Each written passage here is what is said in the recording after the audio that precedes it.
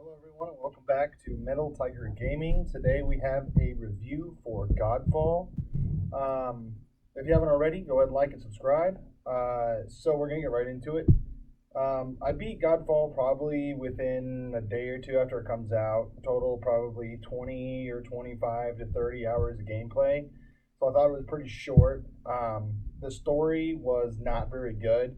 If you guys haven't already, go ahead and watch. My name is Biff, so that's MyNameisByf. He actually goes through the story of Godfall because the story that's actually shown in the game is hot garbage. So just let you guys know that. If you guys actually want the actual story, go watch that.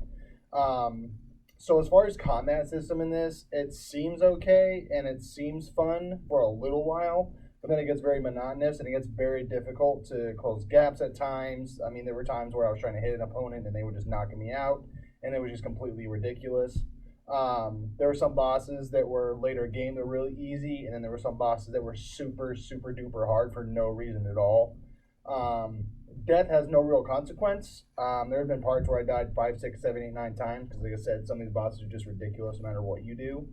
And you were able to just kind of come back, and the boss's life total was what you had left it at. So death has zero consequence. Um, One other thing that gets kind of difficult is that it's very Doom-esque, where you're basically just swinging the entire time. There's very little different activities for you to do for reprieve. The looting system is really nice because it actually scales with your levels. So, like, the higher level you are, the better the loot you get. And that's kind of something that's also difficult too. There's not a lot of things that are intuitive. Like, the combat system's not intuitive. There's a lot of things you have to be able to do. Like, there's certain button mechanics you have to remember. There's also certain things like breach and bleeding and other types of ailment damage that aren't really intuitive. They don't really go over it. It's really kind of fun to find different types of things to kind of put together for your Valor plates. But again, that also gets difficult because it's not really intuitive on how things work. You can't really upgrade the Valor plates, and upgrading the weapons that you get can be difficult, or your talismans, or your trinkets, or your rings, because the things that you get to upgrade it are completely random. There's no real way for you to actually like seek out what you need exactly, so it makes it very difficult. The speed of the game is fine, meaning that like the progression level is okay. It doesn't seem like too far of a stretch. Like, you're not going from first boss to final boss right away. I mean, there's a little bit of in between. That being said, the missions get very monotonous. Like I said, they're very linear. Almost every single place that you go to is almost exactly the same. You kind of get in there, you kind of find some things like your Valor plates, your weapons, your loot. You fight some bosses, and I mean, even that gets difficult, and I'll explain that in a minute. Like I said, the story is just not good as far as it being developed in game. Like I said, if you haven't already, check out My Name is Biff. He does a great job kind of explaining the story just based on the fact that he actually got it beforehand. But there is a lot of issues with the story, being that it's thin. There's not really a lot there. It's very incongruent as far as like what you actually know going into the game. If nothing's really explained, there's like a small cutscene, and then you can just get into the game, and that's that. So it kind of gets it really difficult.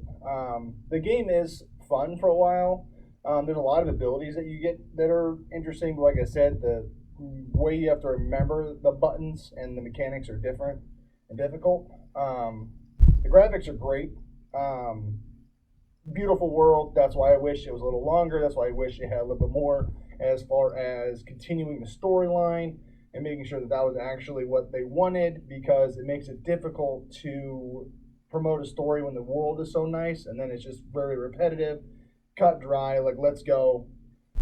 um I kind of wish a couple things would have been better. Would have been that they just kind of made the story a little longer and really focused on pushing the story, because they had such a graphically beautiful game that it sucks that the story is hot garbage. I mean, like, you're basically just a king that fallen. Spoiler alerts, by the way. You're basically a king that has fallen, and you're trying to fight your brother who becomes a god, and that's the whole basis of the entire game. Nothing else. There's nothing in the game that makes any sense to you. It's not intuitive, like I said, and it makes it very, very difficult for you to kind of get engaged with it, because it's basically just like, here's a world, fight, here's a world, fight, here's a world, fight, boss. So do what you want with that. I mean, personally, I probably give it a 5 out of 10, just because it's just a game that you can just basically hash out over a weekend. It's fun to play with friends, and there's not really a lot of post game. After you beat it, you get to do something called Dreamstones, which are okay. Like they're basically just recycling the same bosses you've already fought, just to get you to get the Macros armor, which is whatever. I mean, if you want to do it, knock yourself out. I wouldn't recommend it because, like I said, the game's a 5 out of 10. So I wouldn't get it new. Get it on the bargain bin. Really want to try it out. So that's the honest review of Godfall. Like I said, if you haven't already, like and subscribe. And like I said, 5 out of 10 is what it gets for me.